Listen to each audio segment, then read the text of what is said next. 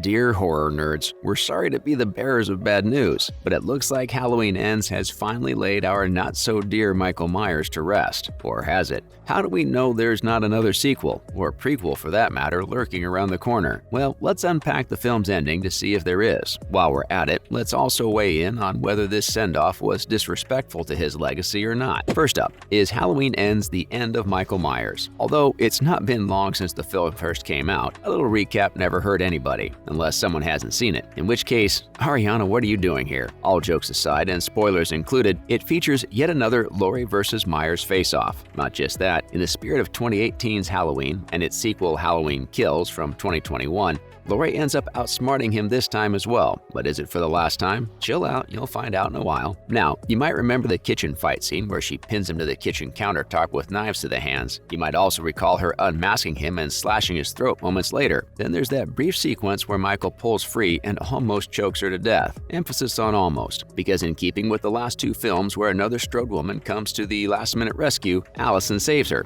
by breaking Michael's arm. Laurie, as far as we remember, then goes on to cut his wrist to finish the job. But since Myers has a history of not staying dead, our final girl takes no chances this time. She convinces the cops to let her parade his unmasked body around Haddonfield. That too while the rest of the townsfolk follow. Finally, she takes him to the local junkyard where the whole town then chucks Myers into an industrial shredder, putting an end to his years-long reign of terror. Now, unless you've heard of someone surviving something like that, the answer to your question concerning Myers' death is yes. Man's deader than a doornail. Moving on, what does Myers' death mean for the Halloween franchise? For anyone who's worried, no, this isn't the end of the Halloween franchise. Yeah, we know. They completely decimated his body, putting an end to the immortality debate once and for all. But there are still some ways in which they can bring Myers back. To begin with, they could, as we suggested in the introduction, release a prequel investigating the years before 1978. Another angle that they can explore is Corey's copycat connection to Michael through their direct encounter. Confused? Allow us to explain. Some fans think that since Michael could manipulate the evil in Haddonfield, this meeting must have awakened something in Corey. One of Laurie's lines at the end of the movie to quote, "Evil doesn't die, it changes shape," could be a reference point for a sequel featuring this new character and his motivations. Interestingly enough, at one point, certain screenwriters were also exploring the idea of Laurie herself turning out to be the next Michael Myers. Apart from the fact that Jamie Lee Curtis has washed her hands of this franchise, there's no reason for them not to explore this in a sequel to Halloween Ends. One more way in which they can extend this story is by utilizing Stephen King's dairy formula, making the whole town cursed. You'll have to agree, will give them a lot of room to experiment. Forget about making a movie. They could try filming a TV show about Haddonfield and how Myers has brushed all the citizens with his evil. Finally, they could redo the original using the trick-or-treat formula. To elaborate, instead of focusing on Myers this time around, they can instead give us a look at the manifold crimes that were taking place during the time of his original crime. Now that you've got the answers to your questions, let's quickly check out the positive things that fans had to say about the film. Up next, fans' positive reactions to the film. Like most films, the reactions to this movie were also mixed. Actually, to be honest, there were more negative reviews than there were positive ones. But before we can proceed to fans' biggest issues with the storyline, it is important that we discuss the appreciation it's received as well, a balancing out of sorts, if you will. First things first, several people agree that the film's conclusion befits the recent trilogy perfectly, especially because it calls back to the original. Another review that ties into the last one is that Myers' death was long overdue. Any more sequels would have made him lose his appeal. We kind of agree with that, but more on that later. People were also appreciative of Corey's storyline. One fan, for example, said how they were glad that they were finally engaging with the character. What's more, they wished to see how the possibility of Corey being the next Myers will impact Allison's character. With the positivity done and dusted, it's time to move on to how the movie was unjust to Michael's legacy. Let's talk about why is Corey's character a problem. We think it's pretty obvious why fans have a bone to pick with Corey. Introducing a new character and then writing him in a way that shifts focus away from the film's staple character isn't something that would land with die-hard fans. Michael, you've got to agree, was missing for a large part of the film, and it's kind of unheard of for the main character to be written in this manner. Yeah, we know it's been done before in Halloween 3 Season of the Witch, but let's not forget that it was a totally different story. Simply put, Michael wasn't playing a secondary part in his own story like he was in Halloween Ends. As for the sequences that he was present in, fans think he wasn't true to the Myers we've known for all these years and grown to love.